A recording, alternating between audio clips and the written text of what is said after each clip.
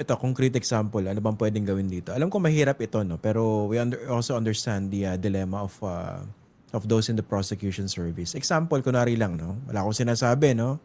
Ano to, hypothetical. Kunwari, senador, common knowledge na ito, bata mo ito, no?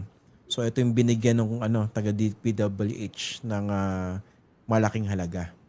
Okay? Pero syempre, kunwari, walang ebidensya naman yung taga DPWH na, Sen, binigay ko na po sa tao ninyo. Yung kunwari, 150 o kaya 50 million. Kumbaga, kausap lang talaga niya yung tao. Pero alam niya yun yung tao ng senador. How would you nail the senator or the congressman for that matter? Di ba, ilang beses na sinubukan niyaan in the case of kay Enrile, yung chief of staff niya, si Gigi Reyes, di ba? And usually, ang kanang kamay naman, yung bagman, di ba, yung pinaka-trusted na person. Kasi pera yan 150 billion, di ba? Paano mo naman sisigurado ng senador? Di ba? Ibig sabihin, meron silang some sort of relationship. Ibig sabihin yan, either kapatid, kamag-anak, asawa, no?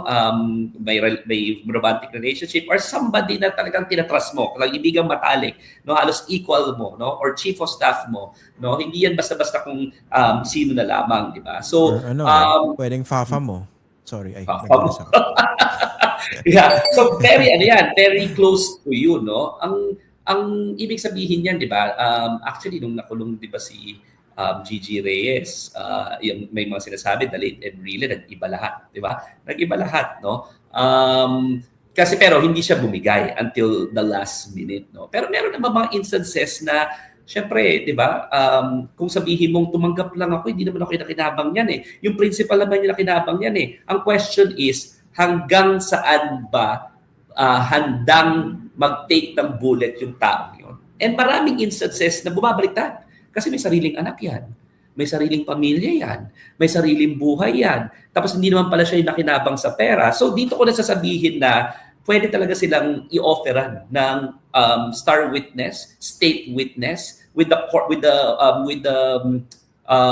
permission of the court kasi that operates as an acquittal That operates as an acquittal, complete acquittal if you're a state witness upang makuha mo talaga yung big fish, di ba? Kasi yun naman talaga gusto natin, di ba? Yung mga senador, yung mga congressman, yung mga talagang pinaka-ultimately the grand architect nitong budget scandal, no? And everyone else, hindi ko naman sinasabi they can get away scot-free. Sabi ko nga, yung iba, yung nasa DPWH, pwedeng indirect, no? Combination and series yan And yung pagse-select mo kung anong mga kaso at the levers you wanna push, dapat strategic. But you can only do that if you have complete understanding of the powers and levers available to you. And then, maybe later, we're gonna go weaknesses as well. Yeah, sige, go ahead sa weaknesses. Sige, before we forget. Para makita mo, di ba? So, sa akin naman, na-establish na natin, you have to be strategic, you have to know the levers, and maraming levers na pwedeng i-push, marami rin incentives na pwedeng ibigay.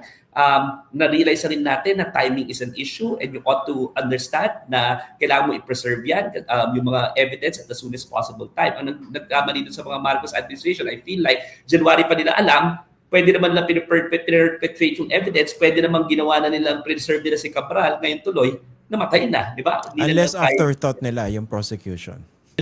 Kasi pwede rin afterthought, di ba? Yung prosecution tama rin, di ba?